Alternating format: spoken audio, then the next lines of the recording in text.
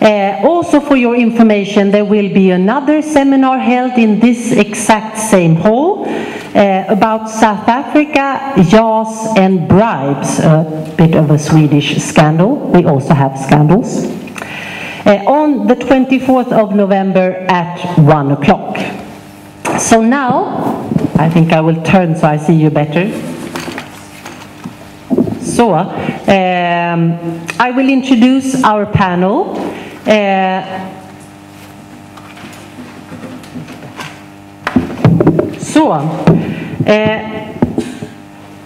First we have, or we had before, Eva-Kristina Nilsson from the Secretary General for the Swedish Mission Council.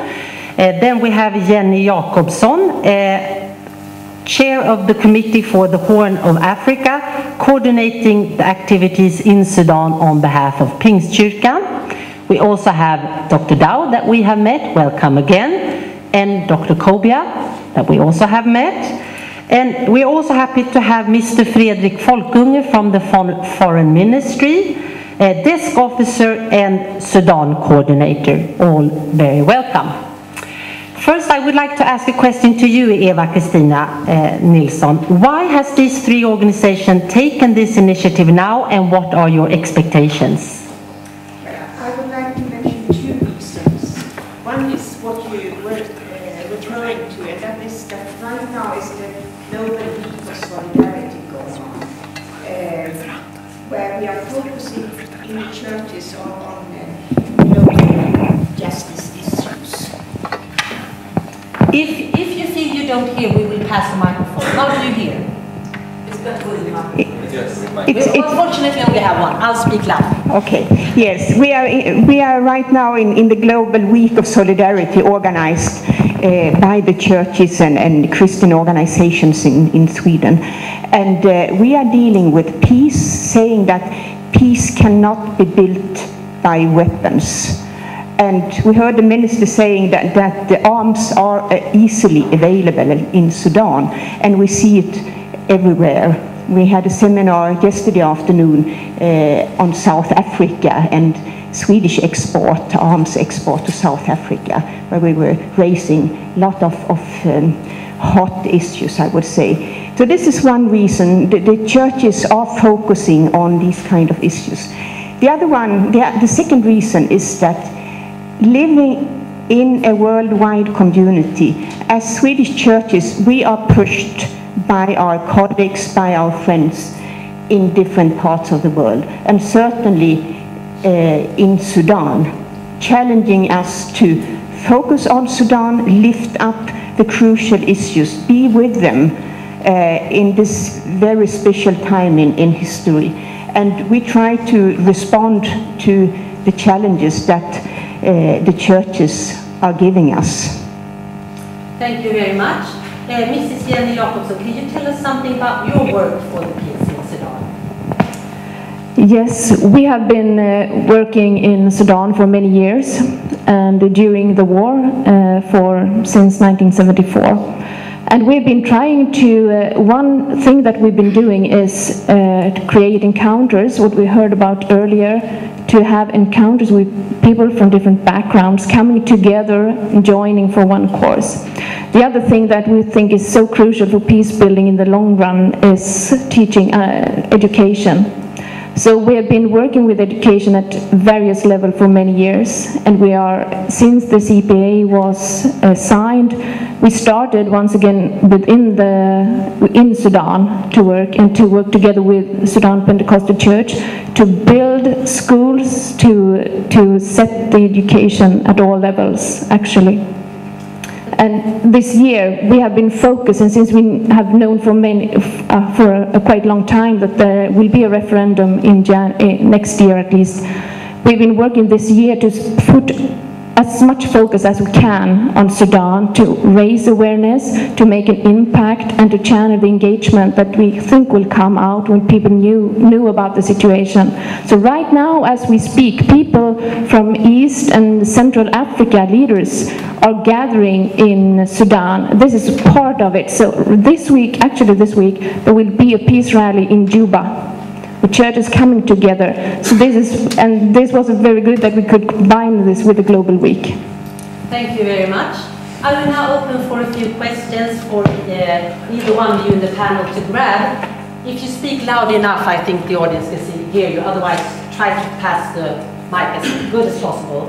So let's, for the sake of argument, assume that this referendum actually will take place on January 9.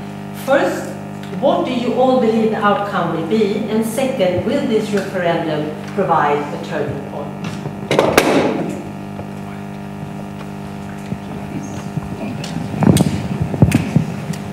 Otherwise, just speak up so you don't think you have to. I just want to respond to your question by saying, for me, yes, the referendum will take place on 9th of January 2011.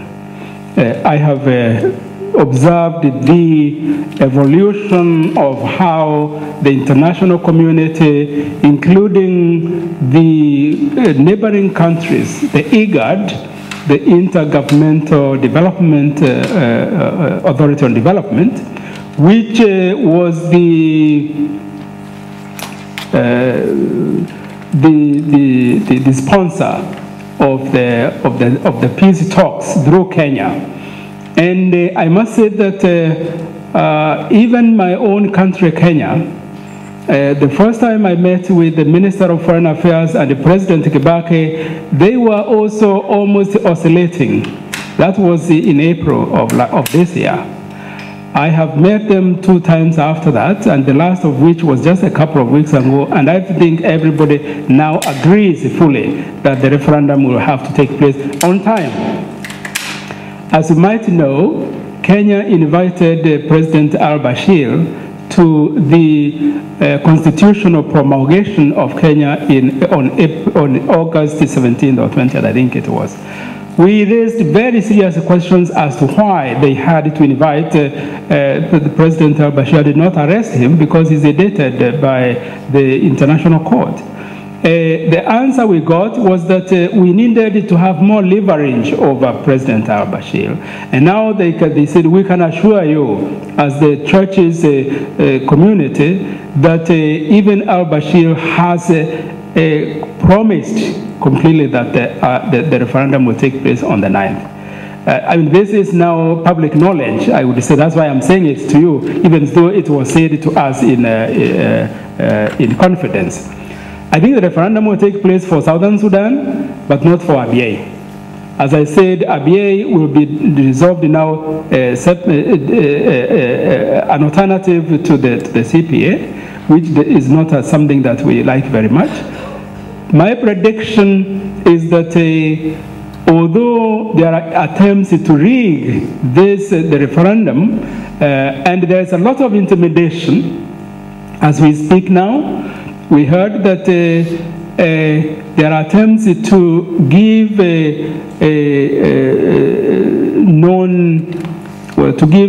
identities and passports in Uganda to the Nubian community there by the government of Khartoum to register and vote for unity. We have alerted the international community on this because this has been going on and there are evidence of this taking place. Today, those who are from the south cannot be treated in hospitals in Khartoum before signing that they will vote for unity. So there is a lot of intimidation going on, but in spite of all that, I predict that the overwhelming majority will vote for separation. And I think after 9th of January, we'll have a new country altogether. Thank you very much. Any comments on this? Yeah? If you feel like just saying something, please try. I think they can hear you. I think referendum is not just like any other. It is not like an election, because an election may be repeated, may be rerun. But this is one in a lifetime exercise. And for many Southern Sudanese, the referendum is not an easy matter. It is a matter of life and death. Yeah, that's what it is. And the consequences of not holding it are much higher and much more expensive than the consequences of holding it. And so anybody who plays with that is actually playing with the lives of people. The other option of not holding referendum is actually going back to war, just as starkly clear as that.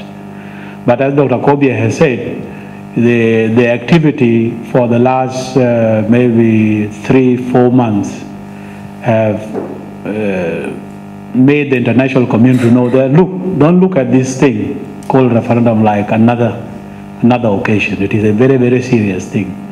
And the better you employ all your resources and all your commitments to it, the better it is, for, not just for the Sudan, but even for the whole region. Take, for example, recently, for the last 6 years, people have been talking about repatriating IDPs, internally displaced persons, yes, to southern Sudan, and has not been, nobody has been working on it. People have been dragging their feet, but of late, people have been themselves, they say now it is time for a referendum, we are going, whether people take us or we go there on our own, we are going to vote. And so I want to say that it will take place.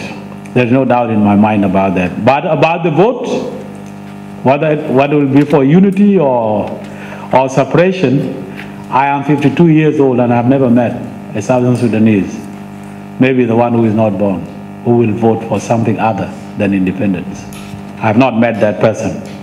Maybe if there is one here, and he's Southern Sudanese, will have to tell me. So that's how clear it is.